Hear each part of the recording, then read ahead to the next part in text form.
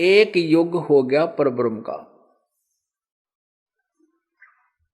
0.7 लाख बार जब त्रिलोकीय शिव मर जाएगा तो एक युग हो गया परब्रह्म का, वो अक्षर पुरुष जिसे कहते हैं।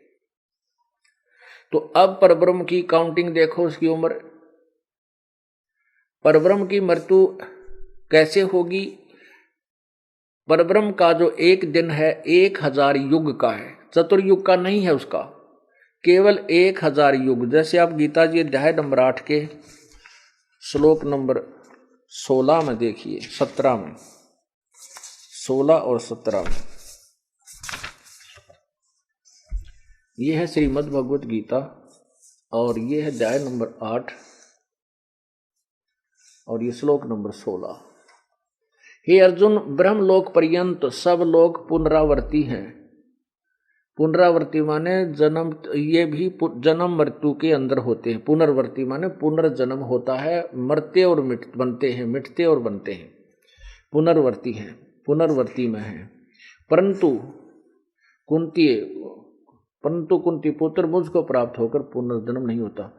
इसका अर्थ वैसे ये है कि ये ब्रह्मलोक तक सभी पुनर्वर्ती में है, इनका जन्म मृत्यु सभी का होता है। और नए विद्यते का अर्थ होता है, वैसे इनका विद धातु जो है, ये विद माने जैसे विद्या, विद्यात, उसने जाना, तो विद्यते जो नहीं जानते, इस मुझे, क्योंकि चौथे अध्याय में वो कहता है 5वें श्लोक में मेरी जन्म मृत्यु होती है, 9वें में भी कह रहा है मेरे जन्म अलौकिक है। वो अलौकिक इसलिए है कि ये वहाँ मरता है, फिर ये दोबारा शरीर धारण कर लेता है।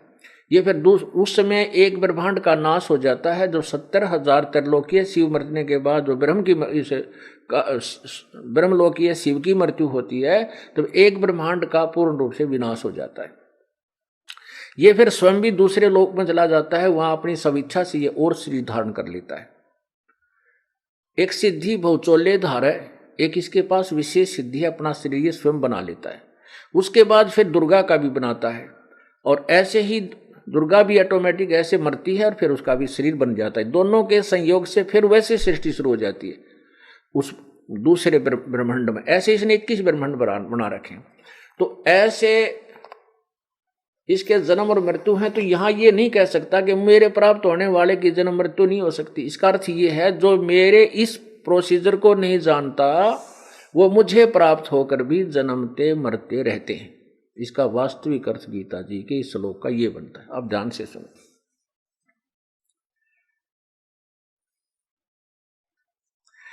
ये देखो,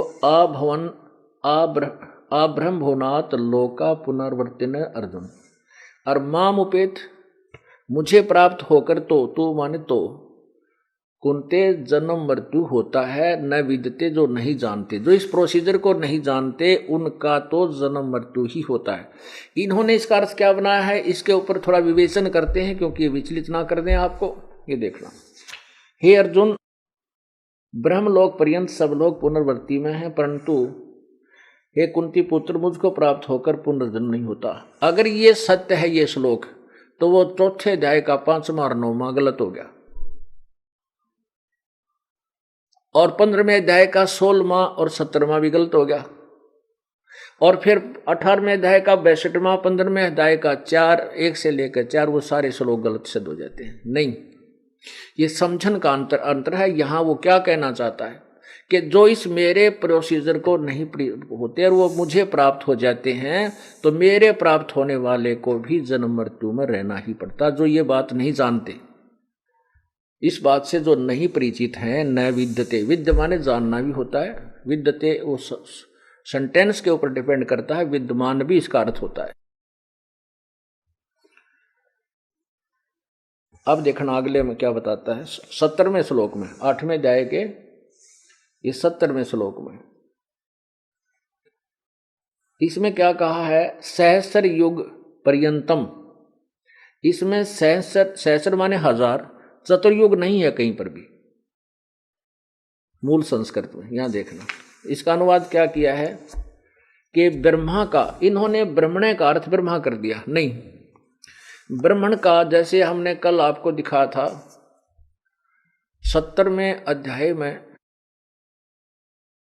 23वें मंत्र में ब्रह्मण्य का अर्थ है सच्चिदानंद घन ब्रह्म, यानी, और वैसे ब्रह्म का अर्थ है, ब्रह्मण्य का अर्थ आता है बड़ा भगवान, यानी इस काल से जो बड़ा भगवान है, काल से नेक्स्ट, ब्रह्म से परब्रह्म, यहाँ परब्रह्म के बारे में है। ब्रह्मण का अर्थ यहाँ परब्रह्म है। और एक होता है पार ब्रह्म, पार ब्रह्म तो पूर्ण परमात्मा यानी लास्ट वाला, पार सबसे पार वाला, और एक पर माने सेकंड वन, ब्रह्म से नेक्स्ट पर ब्रह्म दूसरा। तो यहाँ ब्रह्मण का यहाँ अर्थ बनता है वो दूसरा यानी पर ब्रह्म। ये देखो ब्रह्मण है,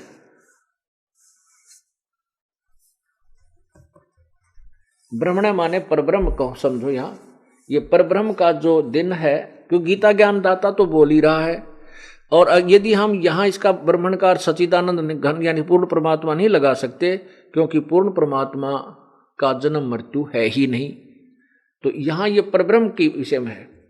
ये परब्रह्म का जो एक दिन है उसको 1000 यहाँ चतुर्युगी लिख दिया इनको, चतुर्युगी नहीं, चतुर्युगी तक नहीं, ये सहस्र युग है, ना कि नोट चतुर्युग। ये चतुर्युग नहीं है, इसमें सहस्र माने 1000, युग माने युग, पर्यंत माने तक की एक अवधि वाला। ये है 1000 युग की अवधि वाला, और रात्रि को भी ये भी युग सहस्र, यहाँ भी चतुर्युग नहीं है, 1000 युग समझो, चतुर्युग नहीं, अवधि वाला। जो पुरुष तत्व से जानता है वह योगी, वह जना, वो व्यक्ति इस काल के तत्व को जानने वाला है, यानी वो तत्वदर्शी संत सही जानता है इस काल को, यानी समय को वो सही बताओगा। कैसे?